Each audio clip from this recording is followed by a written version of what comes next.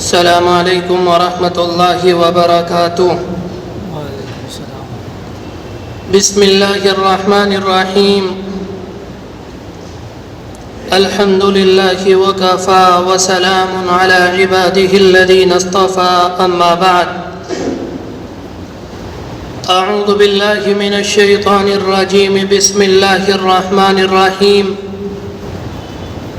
يريد الله بكم اليسر ولا يريد بكم العسر ولتكملوا العدة ولتكبروا الله على ما هداكم ولعلكم تشكرون۔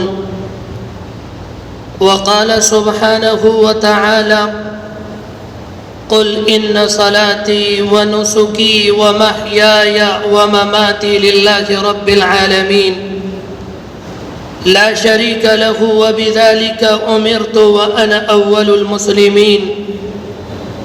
صدق الله العظيم۔ وقد قال النبي صلى الله عليه وآله وسلم: بعثت بالشريعة البيضاء، أو كما قال عليه الصلاة والسلام۔ بہت ہی عزت و احترام کے مستحق میرے بزرگوں، قابل قدر دینی اور ایمانی بھائیوں، میں بھی اور آپ بھی سب سے پہلے اللہ کا شکر ادا کریں کہ اللہ تبارک و تعالی نے رمضان المبارک کے روزے رکھنے کی توفیق مرحمت فرمائی۔ اس دنیا کے اندر کسی بندے کو کسی نیکی کی توفیق ملتی ہے یا کوئی نیک کام اس کے حصے میں آتا ہے، لازمی طور پر اس انسان کی زندگی بھی بنتی ہے، قسمت بھی چمکتی ہے۔ میرے بھائیوں،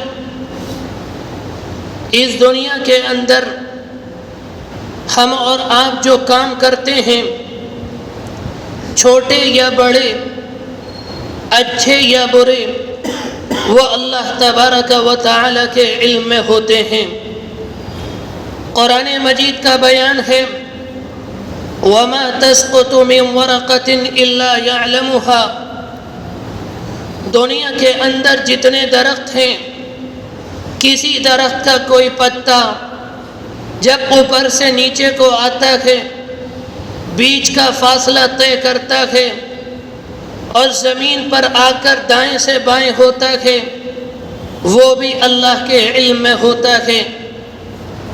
دنیا کے اندر کتنے درخت ہیں، کتنی شاخیں، کتنے پتے، دنیا کا کوئی انسان حساب نہیں لگا سکتا، مگر وہ اللہ کہتا ہے قرآن مجید کے اندر کہ ان درختوں میں کسی درخت کا کوئی پتا جب بھی اوپر سے نیچے کو آتا ہے، وہ میرے علم میں ہوتا ہے۔ میرے بھائیوں، اس بات کا یقین ہونا چاہیے، ہم نے جو روزے رکھے، ہم نے جو نمازیں پڑھی، ہم نے جو قرآن مجید کی تلاوت کی، ذکر و اذکار کیا، یہ سارا کا سارا اللہ کے علم میں ہے۔ عید کے اس موقع پر ہر مسلمان کو یہ بات تازہ کر لینی چاہیے کہ مذہب اسلام تنہا ایک مہینے کا مذہب نہیں کہ ہم نے رمضان میں نماز پڑھ لی، رمضان کے بعد نہیں پڑھیں گے، رمضان میں قرآن مجید کی تلاوت کر لی، رمضان کے بعد قرآن کھول کر نہیں دیکھیں گے، رمضان میں ذکر و اذکار کر لیا، رمضان کے بعد نہیں کریں گے۔ مذہب اسلام تنہا ایک مہینے کا مذہب نہیں۔ جب کسی مسلم گھرانے میں کوئی بچہ پیدا ہوتا ہے اور جب وہ شعور کی عمر کو پہنچتا ہے، جس کو انسان کا بالغ ہونا کہتے ہیں، یہاں سے لے کر جب تک انسان کی جان میں جان ہے، انسان کو سانس آ رہا ہے، انسان کا دماغ کام کر رہا ہے، اللہ کی عبادت، اللہ کے رسول علیہ السلام کی اطاعت، قرآن مجید کی آیت پر عمل اس وقت تک کرنا ہے جب تک انسان کی جان میں جان ہے اور انسان کا دماغ کام کر رہا ہے۔ دنیا کے اندر یہ مثال مشہور ہے کہ کام کرنے والے کی کوئی چھٹی نہیں، اسی طرح سے امت مسلمہ کی کوئی چھٹی نہیں، اس کے جوانوں کی کوئی چھٹی نہیں، اس کے ادھیڑوں کی کوئی چھٹی نہیں، اس کے بوڑھوں کی کوئی چھٹی نہیں۔ ہمیں نمازیں پڑھنی ہیں، ہمیں روزے رکھنے ہیں، ہمیں زکوٰۃ دینی ہے، ہمیں تلاوت کرنی ہے، ہمیں اللہ کا ذکر کرنا ہے، ہمیں نیک کام کرنے ہیں، اپنے آپ کو گناہوں سے روکنا ہے۔ کب تک؟ جب تک انسان کی جان میں جان ہے، انسان کو سانس آ رہا ہے اور انسان کا دماغ کام کر رہا ہے۔ اس لیے کہا جاتا ہے کہ مذہب اسلام تنہا ایک مہینے کا مذہب نہیں۔ میرے بھائیوں، یہ امت اللہ کے رسول علیہ السلام کی امت ہے۔ آپ کو اس امت سے بڑا پیار تھا، بے انتہا محبت تھی۔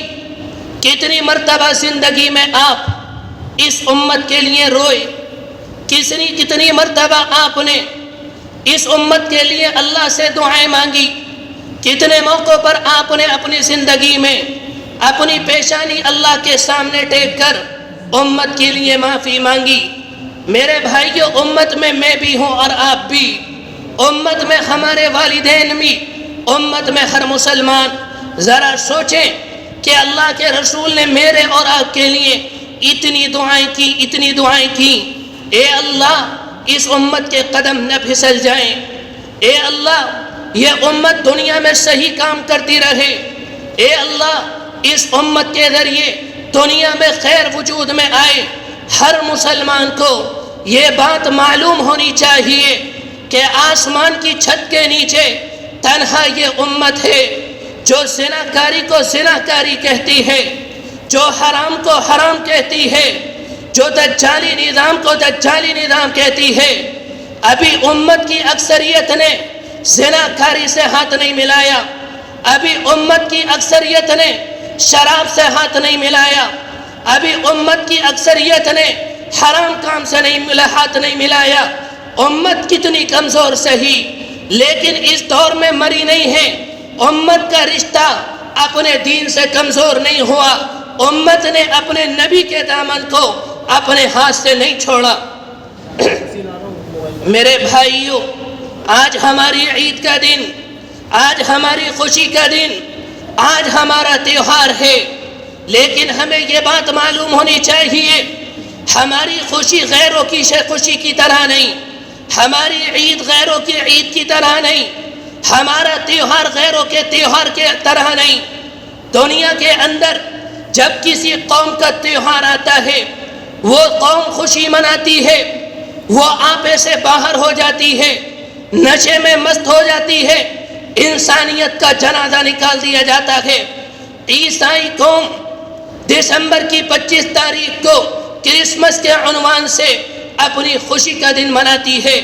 وہ قوم اس دن کیا کرتی ہے؟ وہ قوم اس دن زناکاری کرتی ہے، وہ قوم اس دن حرام کاری کرتی ہے، وہ قوم اس دن شراب پیتی ہے۔ ان کی تاریخ بتلاتی ہے کہ پورے سال میں وہ قوم اتنا زنا نہیں کرتی جتنی اپنی خوشی کے موقع پر کرتی ہے، پورے سال اتنی شراب نہیں پیتی جس دن اس دن کرتی ہے۔ اور اسی طرح سے اس دن میں ان کے کنیسہ، ان کے چرچ، ان کے مکان، ان کے ہوٹل، ان کے پارک، ان کے گارڈن کیا بن جاتے ہیں؟ زناکاری کے اڈے بن جاتے ہیں۔ یہ کیا ہے؟ یہ ان کی خوشی کا دن ہے۔ یہودیوں کا اس سے بدتر، یہاں کے لوگوں کا اس سے بدتر۔ الحمدللہ، ایک ہماری عید، ایک ہماری خوشی کا دن، ایک ہمارا تہوار ہے۔ ہماری عید جب آتی ہے، جب ہم اس سے ایک مہینہ پہلے ایک مہینہ روزے رکھتے ہیں، پابندی سے نماز پڑھتے ہیں، قرآن مجید کی تلاوت کرتے ہیں، اللہ کو منانے کی کوشش کرتے ہیں، اللہ کے سامنے موٹے موٹے آنسو بہا کر اپنے گناہوں کو معاف کرانے کی کوشش کرتے ہیں۔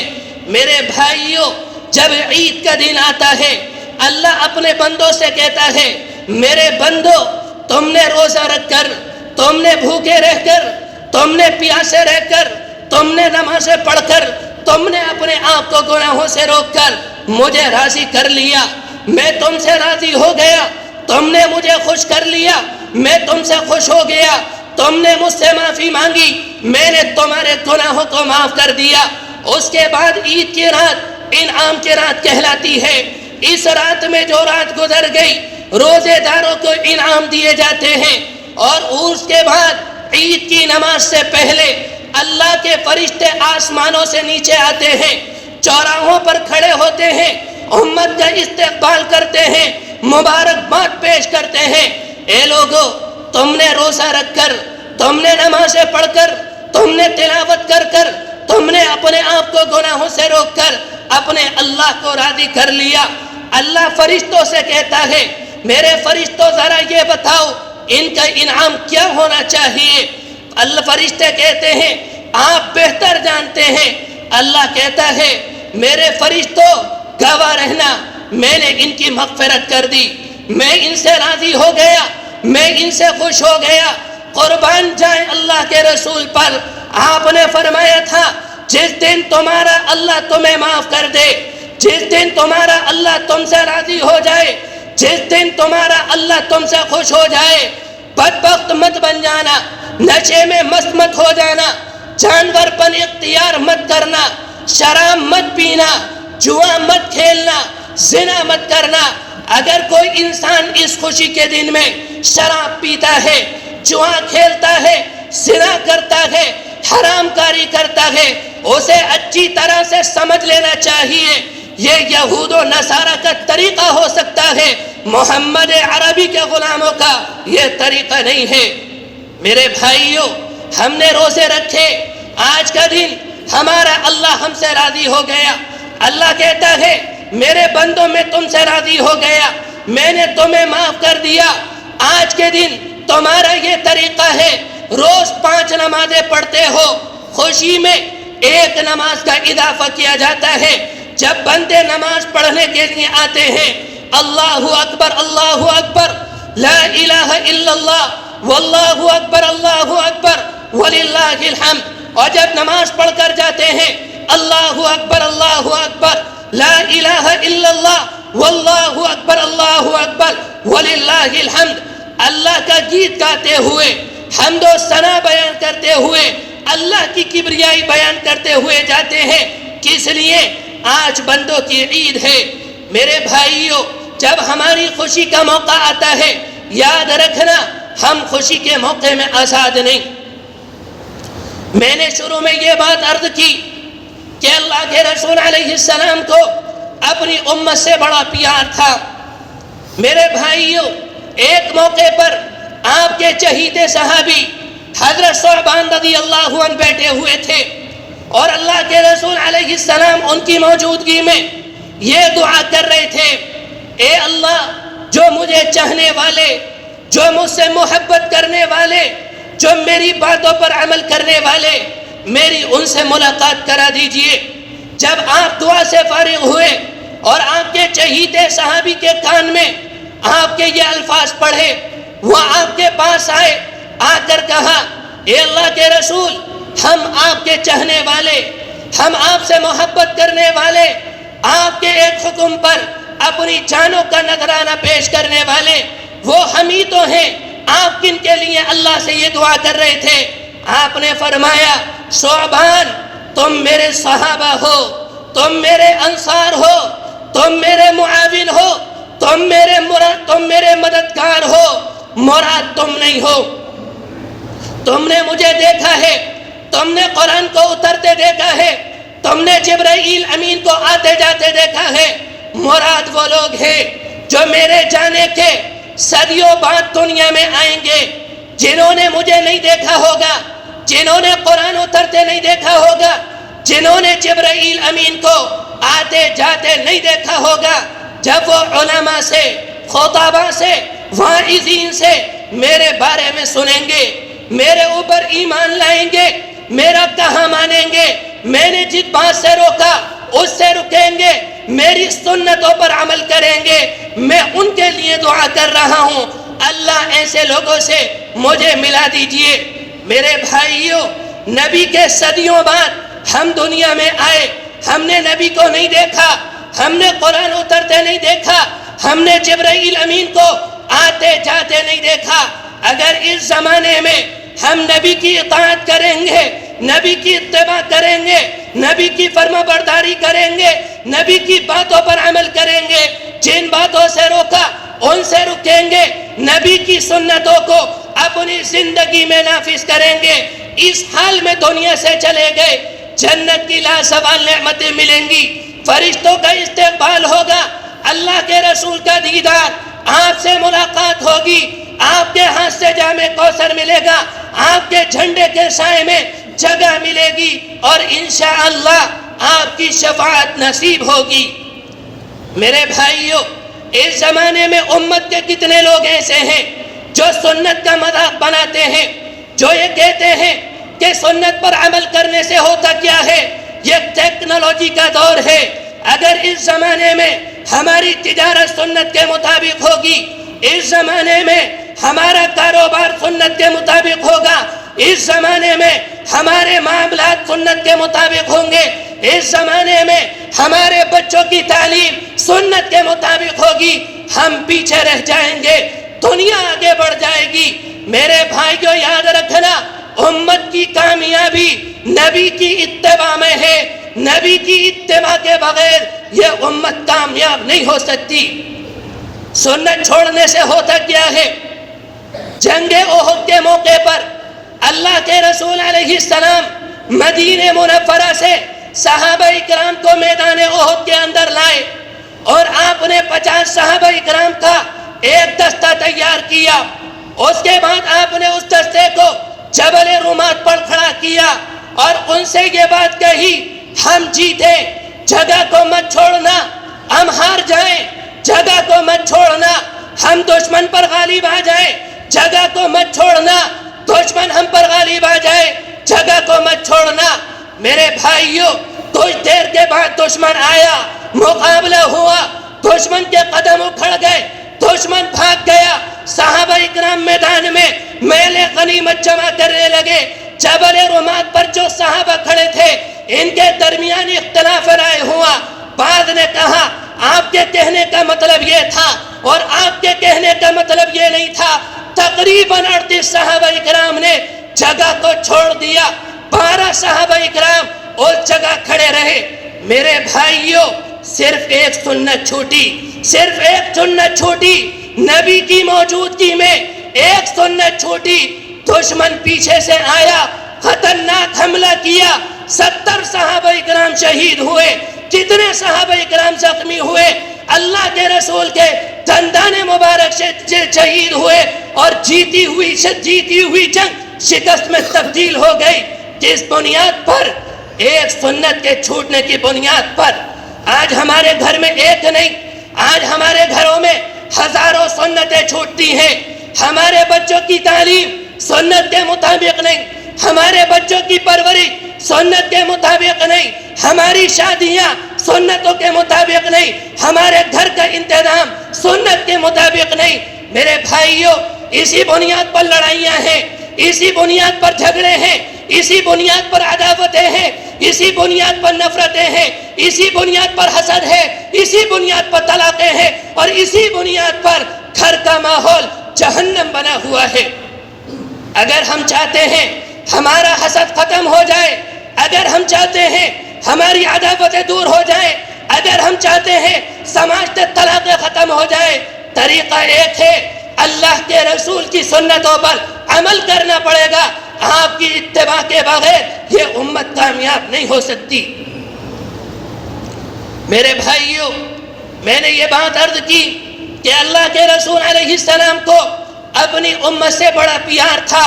اس دین کو اللہ کے رسول علیہ السلام نے اللہ سے لیا، اور آپ نے صحابہ اکرام کو دیا، اور صحابہ اکرام نے کس طرح سے دنیا کے طول و عرض میں، مشرق اور مغرب میں، شمال اور جنوب میں اس دین کو پہنچایا۔ ان اللہ کے بندوں نے اپنے قدموں کو پیچھے نہیں کیا، ان اللہ کے بندوں نے ہار نہیں مانی، جہاں گئے اپنے اخلاق کے ساتھ، جہاں گئے سچائی کے ساتھ، جہاں گئے اپنی پاک نگاہوں کے ساتھ، دنیا انہیں دیکھ کر اسلام قبول کر رہی تھی، دنیا انہیں دیکھ کر متاثر ہو رہی تھی، لوگ ان کے اخلاق کو دیکھ کر، لوگ ان کے کردار کو دیکھ کر، لوگ ان کی تجارت کو دیکھ کر، لوگ ان کے معاملات کو دیکھ کر اسلام میں داخل ہو رہے تھے۔ میرے بھائیوں، یہ سارے کا سارا اس زمانے کا مصر صحابہ اکرام کو دیکھ کر اسلام میں داخل ہوا۔ ملک شام کا علاقہ صحابہ اکرام کو دیکھ کر اسلام میں داخل ہوا۔ یہ عراق کا علاقہ صحابہ اکرام کو دیکھ کر اسلام میں داخل ہوا۔ ان اللہ کے بندوں کو لمبی چوڑی تقریر کرنی نہیں پڑتی، اگر کوئی آ کر معلوم کرتا اسلام کس کو کہتے ہیں، وہ کہا کرتے 2-3 دن ہمارے ساتھ گزارو، ہمارے اخلاق کو دیکھو، ہمارے کردار کو دیکھو، خود سمجھ جاؤ گے اسلام کس کو کہتے ہیں۔ میرے بھائیوں، ایک وقت آیا کہ حدیبیہ کے مقام پر اللہ کے رسول اور مشرکین مکہ کے درمیان صلح ہوئی۔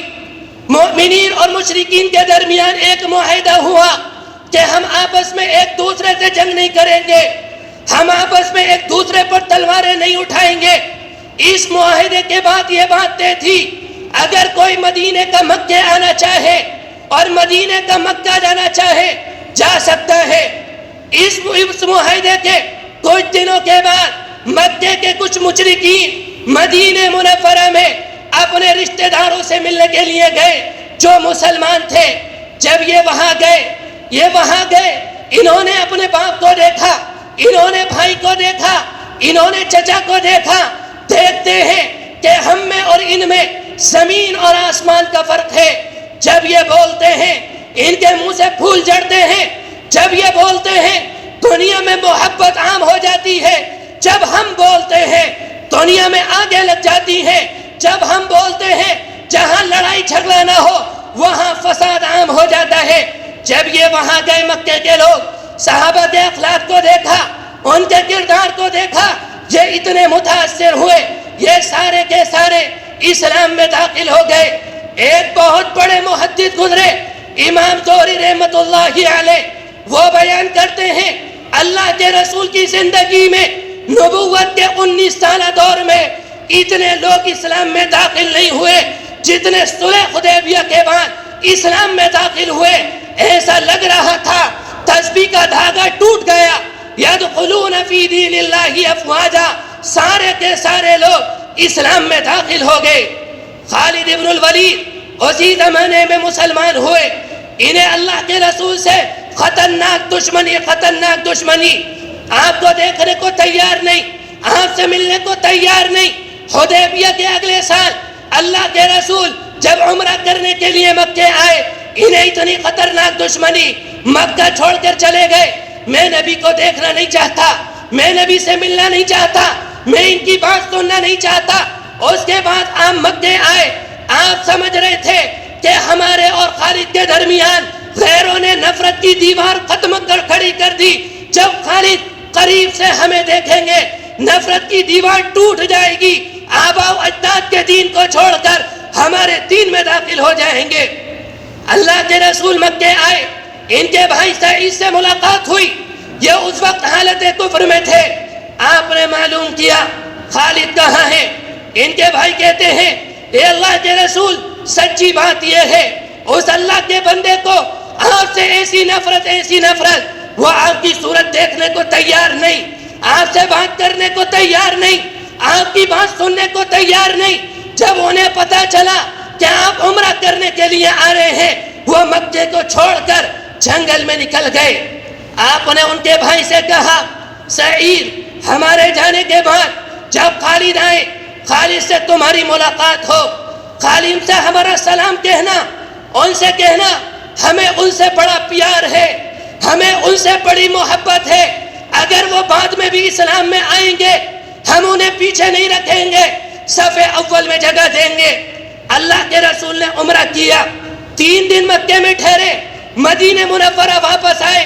جب آپ آ گئے، خالد ابن الولید مکے آئے، ان کے بھائی آئے اور آ کر کہا بھائی اللہ کے رسول تمہیں معلوم کر رہے تھے. خالد ابن الولید کہتے ہیں میری سمجھ میں نہیں آتا، وہ دنیا کے سارے انسانوں کو یاد کر سکتے ہیں، وہ مجھے یاد نہیں کر سکتے. میدان بدر میں میں آگے تھا، میدان احد میں میں آگے تھا، مشرکین مکہ کے درمیان میں تھا. میدان احد میں جو ان کے صحابہ شہید ہوئے، ان کے دندان مبارک شہید ہوئے، ان کی جیتی ہوئی جنگ شکست میں تبدیل ہوئی، اس میں میری چال کامیاب ہوئی. وہ مجھے یاد نہیں کر سکتے، وہ دنیا کے سارے انسانوں کو یاد کر سکتے ہیں. سعید کہتے ہیں بھائی آپ کو غلط فہمی ہے، انہوں نے آپ کو یاد کیا تو انہوں نے مجھ سے کہا جب تمہاری خالد سے ملاقات ہو، خالد سے ہمارا سلام کہنا، ان سے کہنا ہمیں ان سے بلا کا پیار ہے، ہمیں ان سے بلا کی محبت ہے. اگر وہ بعد میں ایمان لائیں گے، بعد میں ایمان لانے کی وجہ سے ہم انہیں پیچھے نہیں رکھیں گے، صف اول میں جگہ دیں گے. گھر آئے، دماغ میں بات اتر گئی، دل میں تیر لگ گیا، اخلاق نبوی کا کام بن گیا. گھوڑا نکالا، گھوڑے کو تیار کیا، اس پر بیٹھے مشرکین مکہ کے درمیان آئے اور آ کر کہتے ہیں محمد کے دو بولوں نے میرے دلوں کو جیت لیا. اگر کسی کی ماں نے اپنے لال کو دودھ پلایا ہے، خالد کا راستہ روک کر دکھائے. خالد نے آباء و اجداد کے دین کو چھوڑ دیا اور جا رہا ہے محمد عربی کے پاس. اس کے بعد مکہ مکرمہ سے چلے اور مدینہ منورہ آئے. جب مدینہ منورہ پہنچے میرے بھائیوں سنیے، اللہ کے رسول علیہ السلام نے دنیا میں انقلاب کیسے پیدا کیا. آپ کو پتا چلا خالد آئے ہیں، آپ نے مسجد سے دوڑ لگائی اور جا کر خالد کو گلے لگا لیا اور اس کے بعد کہا خالد تیرا آنا مبارک ہو، خالد تیرا آنا مبارک ہو. جب حضرت خالد نے اللہ کے رسول کی محبت دیکھی زار و قطار رونے لگے. میرے بھائیوں ابھی خالد ابن ولید نے اپنے آنکھوں سے آنسو صاف نہیں کیے تھے، اللہ کے رسول نے اپنے ہاتھوں سے خالد کے آنسو صاف کیے. میرے بھائیوں یہ اخلاق کی تلوار تھی، یہ ان کے اخلاق تھے، یہ ان کا کردار تھا جس کی وجہ سے لوگ اسلام میں داخل ہو رہے تھے. میرے بھائیوں یاد رکھنا، اگر ہم سچ بولیں گے، ہم جھوٹ نہیں بولیں گے، ہم غیبتیں نہ کریں، ہم دھوکہ نہ دیں، ہم خیانت نہ کریں، ہم ملاوٹ نہ کریں، ہم دوغلی پالیسی اختیار نہ کریں، دنیا آج بھی انتظار میں ہے. جیسے لوگ صحابہ اکرام کو دیکھ کر اسلام میں داخل ہوئے، مجھے اور آپ کو دیکھ کر بھی اسلام میں داخل ہوں گے. لیکن اس کے بعد کی بات خطرناک ہے. اگر ہم جھوٹ بولتے رہے، اگر ہم غیبتیں کرتے رہے، اگر ہم حرام کھاتے رہے، اگر ہم رشوتیں لیتے رہے، اگر ہم ملاوٹ کرتے رہے، دنیا کیا متاثر ہوگی. میرے بھائیوں ایسا وقت آئے گا، ایسا وقت آئے گا اپنے مرتد ہو جائیں گے، اپنے مشرک ہو جائیں گے، اپنے اسلام سے نکل کر دوسروں کی تہذیب اختیار کر لیں گے. میرے بھائیوں یہ صورتحال ہمارے سامنے ہے. اگر آج امت مرتد ہو رہی ہے میرے جھوٹ کی وجہ سے، میری غیبت کی وجہ سے، میری چغلی کی وجہ سے، میرے حرام کھانے کی وجہ سے، میری خیانت کی وجہ سے، اگر مرتدین کی پکڑ ہوگی، قسم خدا کی اللہ کے گھر میں کہتا ہوں ان سے پہلے میری اور آپ کی پکڑ ہوگی. اللہ کہے گا تم نے جھوٹ کیوں نہیں چھوڑا تھا، تم نے غیبت کیوں نہیں چھوڑی تھی، تم نے حرام کیوں نہیں چھوڑا تھا، تم نے چغلی کیوں نہیں چھوڑی تھی، تم نے رشوت کیوں نہیں چھوڑی تھی، جس کی وجہ سے یہ مرتد ہو گئے. میرے بھائیوں غور کرنے کا مقام ہے، لیکن اپنے دل کو چھوٹا نہ کریں. اللہ کے رسول کے اخلاق کو اپنائیں، آپ کی سیرت کو اپنائیں. اللہ نے ہمارے اندر اخلاق کا خزانہ رکھا. میرے بھائیوں یاد رکھنا، دنیا کے اندر کوئی قوم نہیں جس کے پاس اخلاق ہو، دنیا کے اندر کوئی قوم نہیں جس کے پاس شراب کے خلاف کوئی پیغام ہو، دنیا کے اندر کوئی قوم نہیں جس کے پاس زنا کے خلاف کوئی پیغام ہو، دنیا کے اندر کوئی قوم نہیں جس کے پاس حرام کے خلاف کوئی پیغام ہو. یہ اللہ کے رسول کی امت ہے، تنہا یہ امت ہے جس کے پاس شراب کے خلاف بھی پیغام ہے، حرام کے خلاف بھی پیغام ہے، زنا کے خلاف بھی پیغام ہے. جو دنیا میں ببانگے توہل کہتی ہے، نبی نے جس کو حلال بتلایا وہ حلال ہے، نبی نے جس کو حرام بتلایا وہ حرام ہے۔ میرے بھائیوں، ہمیں نماز بھی پڑھنی ہے کہ اللہ کے گھر میں عہد کر کے جائیں، جیسے ہم نے رمضان میں نمازیں پڑھی رمضان کے بعد پڑھیں گے، جیسے رمضان میں تلاوت کی رمضان کے بعد کریں گے، جیسے رمضان میں اللہ کو منانے کی کوشش کی رمضان کے بعد بھی منائیں گے، جیسے رمضان میں اپنے آپ کو گناہوں سے روکا انشاءاللہ رمضان کے بعد بھی روکیں گے۔ اللہ ہماری نمازوں کو قبول فرمائے، ہمارے روزوں کو قبول فرمائے، ہماری تلاوت کو قبول فرمائے، ہمارے ذکر و اذکار کو قبول فرمائے۔ جو دنیا سے جا چکے ان کی مغفرت فرمائے، جو بیمار ہیں انہیں شفا عطا فرمائے، جو جیلوں میں بند ہیں ان کی رہائی کا انتظام فرمائے۔ وآخر دعوانا ان الحمد للہ رب العالمین۔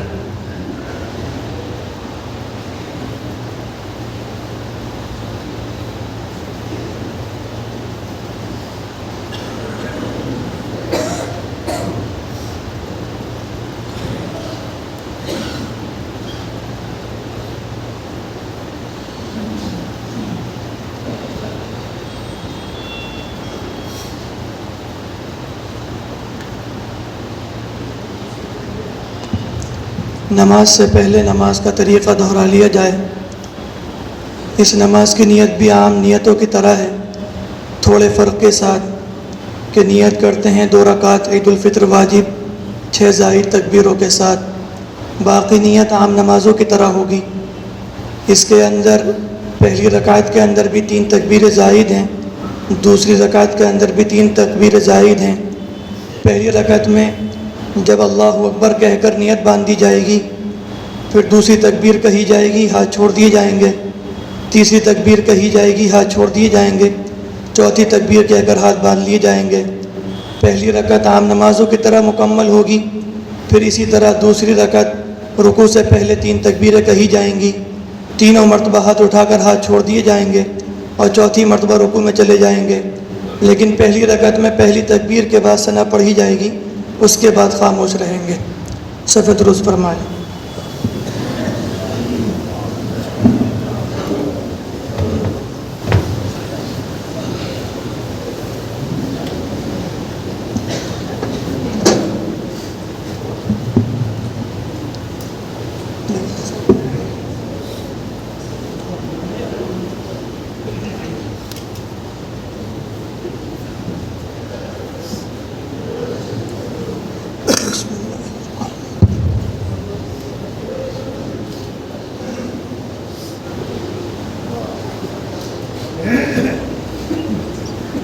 صفحہ درست فرما لیں، مل مل کر کھڑے ہو جائیں۔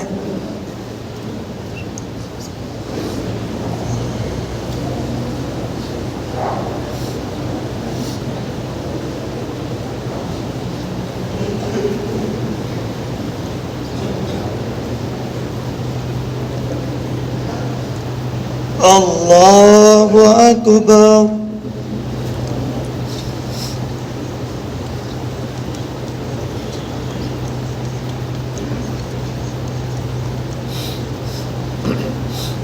اللہ اکبر۔ اللہ اکبر۔ اللہ اکبر۔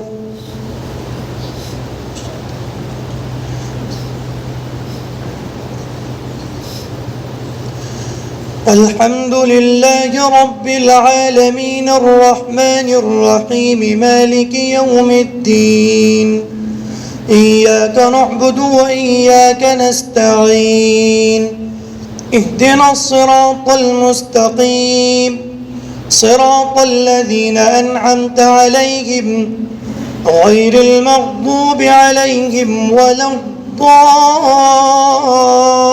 الضالين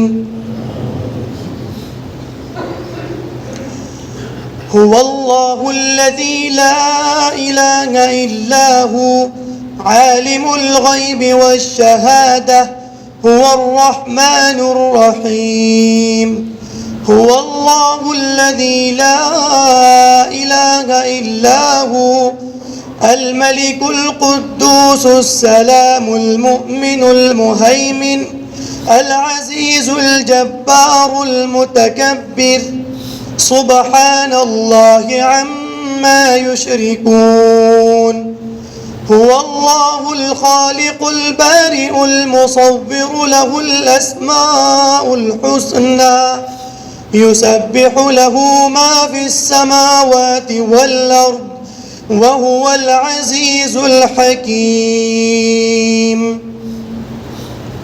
الله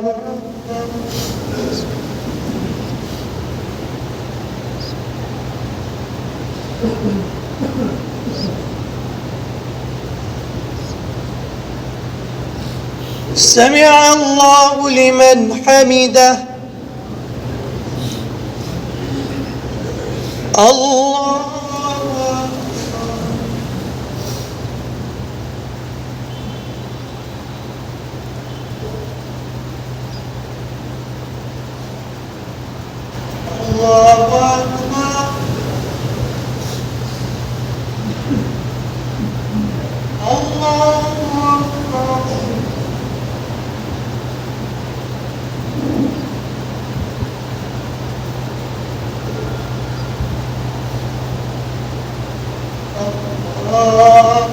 أكبر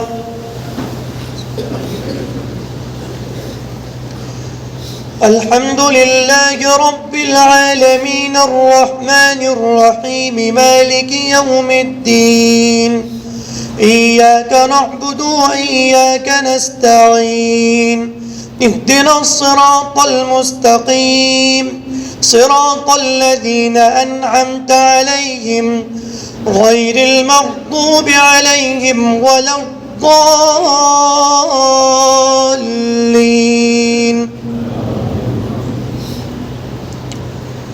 يا أيها الذين آمنوا توبوا إلى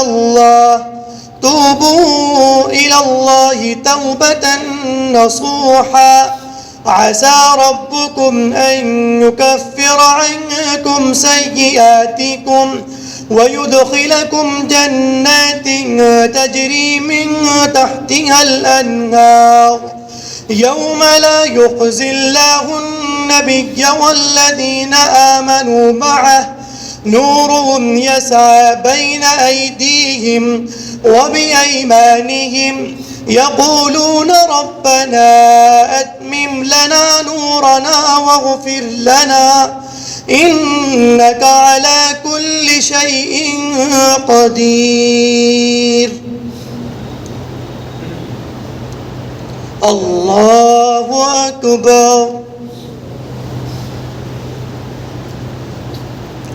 الله أكبر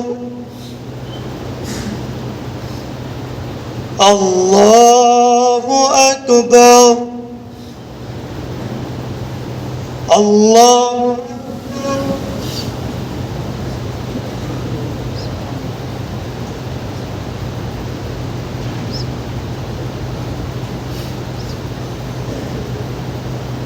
سمع الله لمن حمده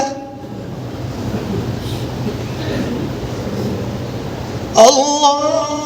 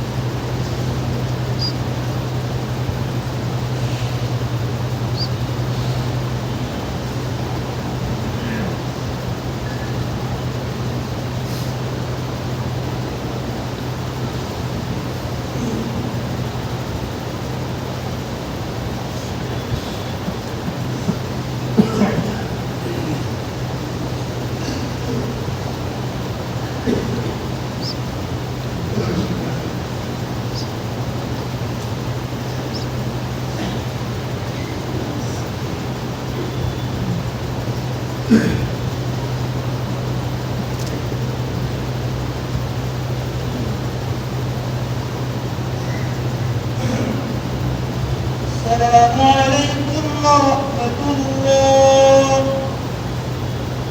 السلام عليكم ورحمة الله.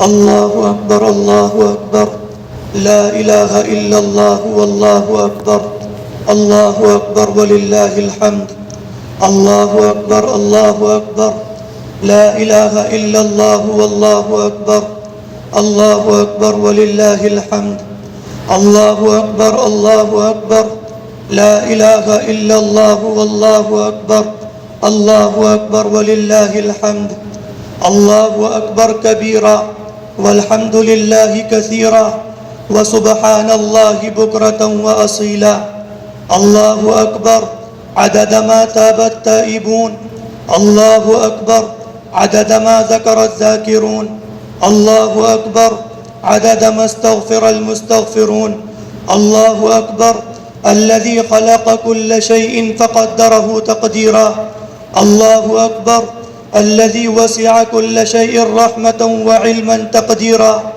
الله أكبر الذي لم يزل ولا يزال حيا قيوما عالما قديرا سميعا بصيرا وأشهد أن لا إله إلا الله وحده لا شريك له وأشهد أن سيدنا محمدا عبده ورسوله صلى الله عليه وعلى آله وأصحابه وأزواجه وذرياته وأهل بيته ومن تبعهم بإحسان إلى يوم الدين أما بعد أوصيكم ونفسي بتقوى الله عز وجل لأن الله عز وجل يقول ولقد وصينا الذين أوتوا الكتاب من قبلكم وإياكم أن اتقوا الله وأوصيكم ونفسي باعتصام حبل الله المتين لأن الله عز وجل يقول واعتصموا بحبل الله جميعا ولا تفرقوا وأوصيكم ونفسي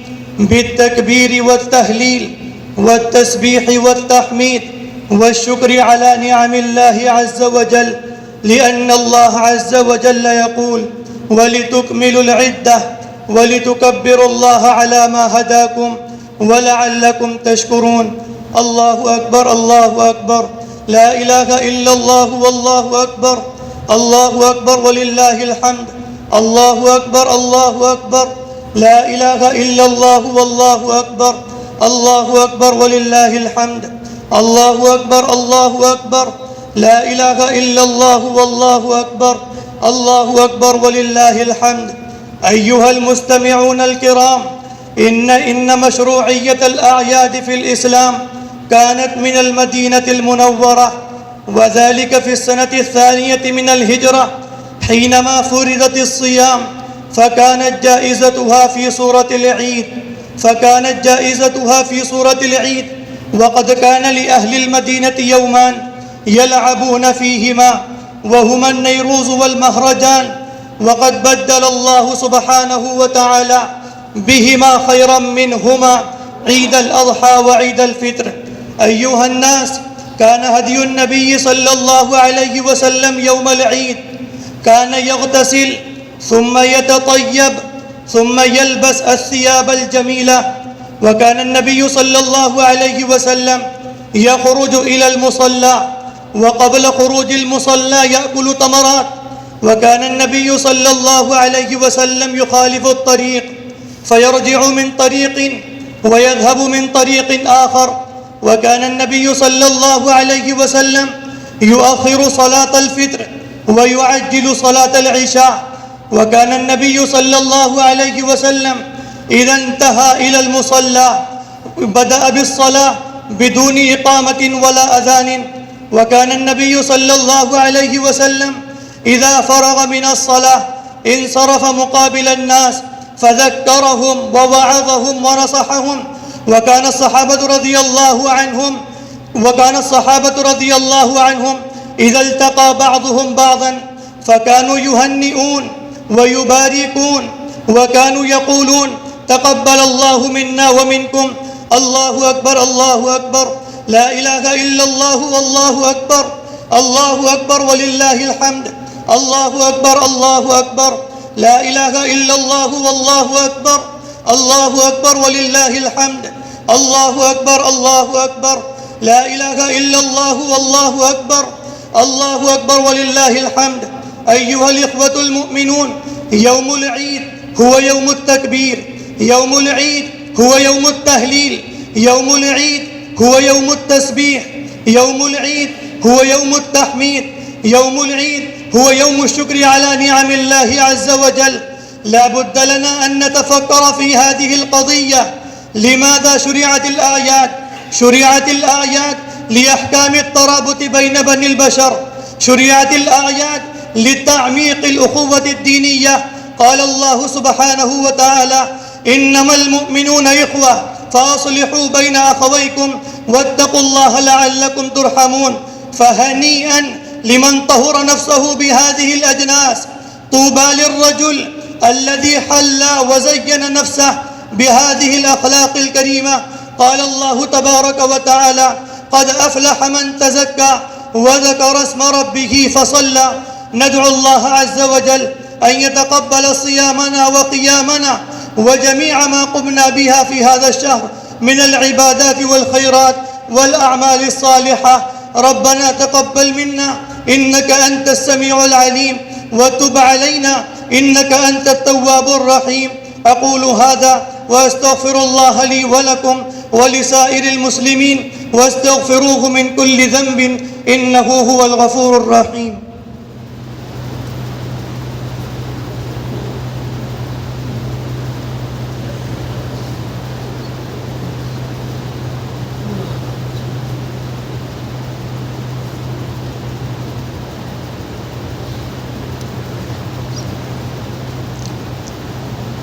الله أكبر الله أكبر، لا إله إلا الله والله أكبر، الله أكبر ولله الحمد، الله أكبر الله أكبر، لا إله إلا الله والله أكبر، الله أكبر ولله الحمد، الله أكبر الله أكبر، لا إله إلا الله والله أكبر، الله أكبر ولله الحمد.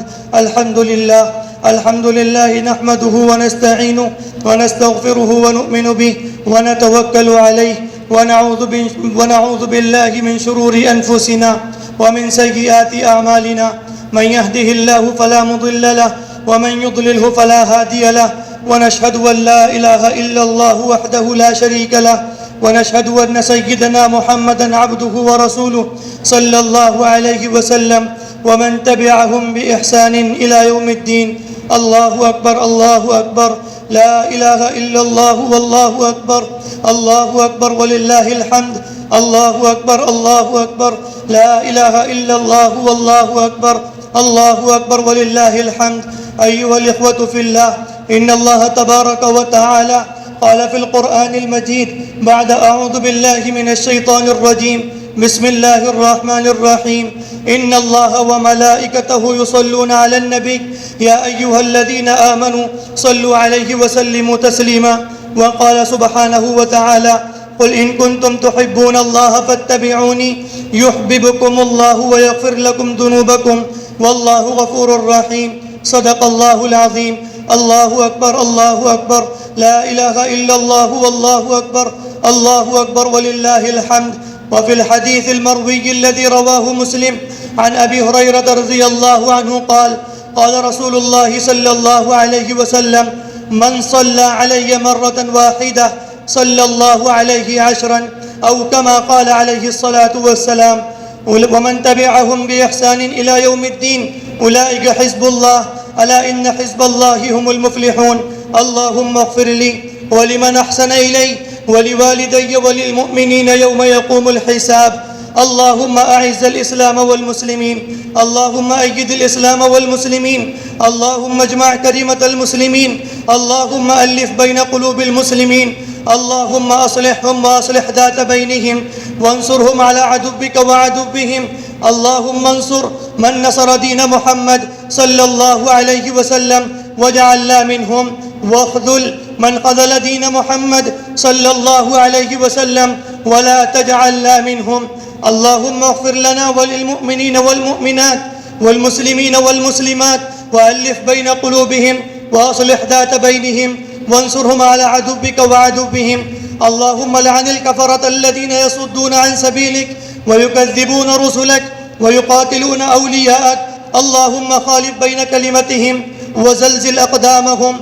اللهم أنزل بهم بأسك الذي لا ترده عن القوم الظالمين. لا إله إلا الله الحليم الكريم. سبحان الله رب العرش العظيم. الحمد لله رب العالمين.